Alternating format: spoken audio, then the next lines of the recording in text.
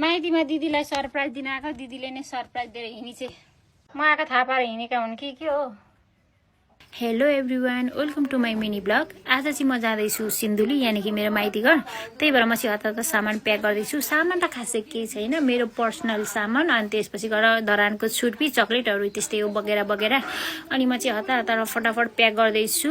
अनि बिहान उठेर म रेडी पनि भइसकेको छु। अनि मेरो चाहिँ बहिनीहरू आएको पनि एक हप्ता भइसक्यो नि त। अनि बहिनी आज घर जाँदैछ, उसको चाहिँ लास्ट एक्जाम हो। अनि ऊ चाहिँ विराटनगर जाँदैछ। त्यही भएर मेरो हस्बेन्डले चाहिँ उसलाई बस स्टेसनमा छोडिदिनु भयो। अब एक्जाम दिएर गाडीमा आउँछ, हामी चाहिँ दुईजना बाइकमा फटाफट जान्छौँ। अहिले चाहिँ हामी बाहिर निक्ल्यौँ, तर यो सिन्धुली जाने बाटो यति खतम रहेछ कि साथीहरू पुरै नगरौँ। यति दुःख पाइयो कि होइन, म चाहिँ हिँड्नु पर्यो ठाउँमा यस्तो हिलोमा। हस्बेन्डलाई यति गाह्रो भयो, तर हस्बेन्डले चाहिँ मनमनै भन्नुभयो होला क्या, तिमीलाई यस्तो गाह्रोमा माइती जानु पर्ने भन्दै हुनुहुन्छ होला। तर केही छैन। अहिले चाहिँ हामी खाजा खाने ठाउँमा आइपुगिसकेका छौँ। यहाँ अब एकछिन खाजा खान्छौँ अनि खाजा खाएर फेरि हामी सिन्धुलीतर्फ लाग्छौँ। यहाँ आइपुग्दाखेरि मेरो कपालको हालत चाहिँ पुरै बोक्सी जस्तै भएको थियो क्या, फाइट गरेर आएको जस्तै भएको थियो। यो निदा त मेरो निदारै होइन जस्तो छुनै सकेको थिएन होइन, छुँदा पनि मेरो निदारै होइन जस्तो भइरहेको थियो।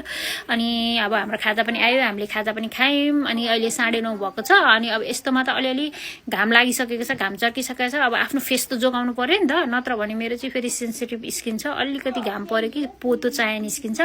साथीहरू फाइनली अहिले हामी हिँड्दा हिँड्दा सिन्धुली बजार आइसकेको छौँ। यो चाहिँ हाम्रो सिन्धुली बजार हो।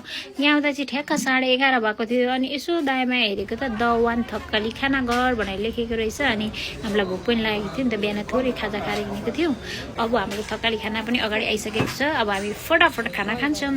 चट्ट थकाली खाँदैछौँ हामी पनि, ठिकै रहेछ। अरू जे भयो नि लोकल कुखुराको मासु चाहिँ रियल है, तामाको तरकारी। मलाई चाहिँ भोकले होला थकाली खाना लास्टै मन पर्यो। अब यो खाइसक्न साथ हामी जान्छौँ सोझै माइती घर। अब यहाँबाट चाहिँ मेरो माइती घर 20 मिनटमा चाहिँ हामी पुग्छौँ। फाइनली आइ पनि सक्यो। यो चाहिँ रह्यो मेरो माइती घर।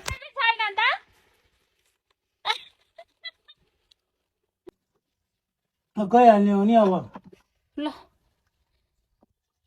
दिदीमा दिदीलाई सरप्राइज दिन आएको दिदीले नै सरप्राइज दिएर हिँडिछे ढोकामा ताला चाबी लाएर कहाँ हिँडे त छैन नि त हो कि म आएको थाहा पाएर हिँडेका हुन्।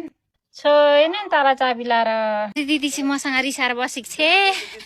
दुईपल्ट भिसा झरिसकेको थियो। मैले चाहिँ स्यालेरी चाहिँ थोरै अनि काम चाहिँ धेरै रहेछ भनेर मैले चाहिँ भिसा क्यान्सल गराइदिएँ क्या दुईपल्टकै। त्यसपछि रिसाएर फायर भएर बसेको चाहिँ विदेश जानको लागि उड्नको लागि काठमाडौँसम्म पुगिसकेको थिएँ। अनि मैले काठमाडौँबाट फर्केर आएँ नि त क्यान्सल गरिदिएर। अनि रिसाएर बसेको चाहिँ मसँग। यो हाम्रो माथि बिनी हो, यो छोरा हो भाग्यमानी। यहाँ हाम्रो मिना दिदी सन्चै हुनुहुन्छ?